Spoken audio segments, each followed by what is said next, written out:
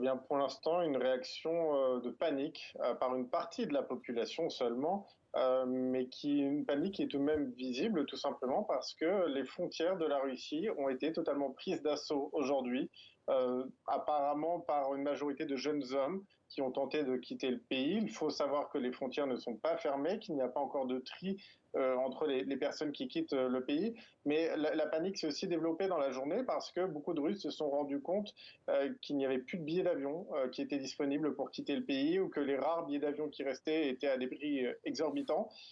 Et donc, beaucoup de gens ont commencé à se poser des questions. Il faut aussi noter que les propos de Vladimir Poutine de ce matin sont une chose, mais il y a le décret qui a ensuite été publié, un décret qui est beaucoup plus flou et qui, contrairement à ce que disait le président russe, va permettre au gouvernement, aux autorités russes, d'en fait enrôler à peu près qui ils veulent dans leur armée dans les mois qui viennent, et pas seulement des spécialistes comme le président et son ministre ont pu le dire, tout simplement parce que il n'y a pas de limite dans les propos, dans les termes, et qu'en Russie, tout le monde, toutes les personnes qui ont fait leur service militaire sont considérées comme des gens mobilisables. Alors des prix d'avion, effectivement, vous le disiez, exorbitants. On parle parfois de 2400 euros.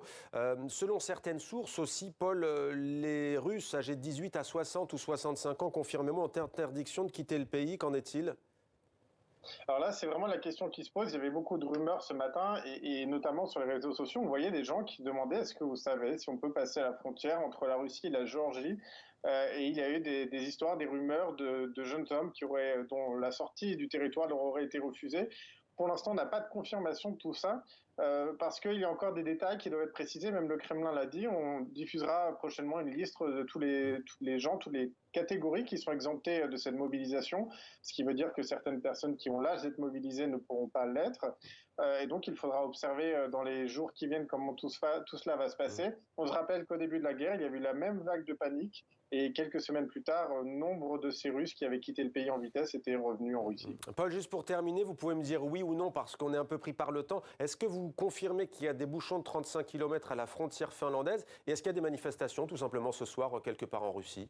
Alors oui, pour les bouchons et les manifestations, plusieurs d'entre elles ont déjà eu lieu dans de nombreuses villes du pays, mais à chaque fois il y avait seulement quelques manifestants parce que c'est risqué de manifester, et qu'un jeune homme qui manifeste aujourd'hui en Russie peut très bien être enrôlé lors de son arrestation dans l'armée derrière et finir dans le Donbass. Merci.